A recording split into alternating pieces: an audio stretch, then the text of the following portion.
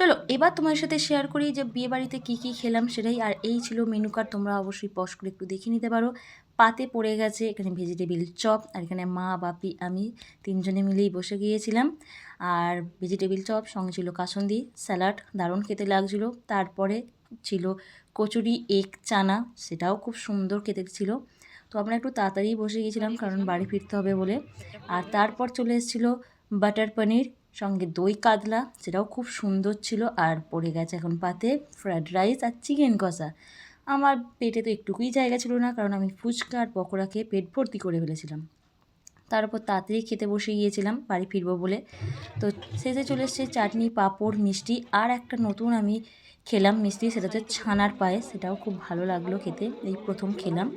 তো চলো আমি তো খেয়ে দিয়ে বাড়ি যাই, তোমরা ততক্ষণে চ্যানেলটাকে সাবস্ক্রাইব করে দাও, আর ভালো লাগলে অবশ্যই ভিডিওটা লাইক করে দিও। চলো আজকের মতো আসি।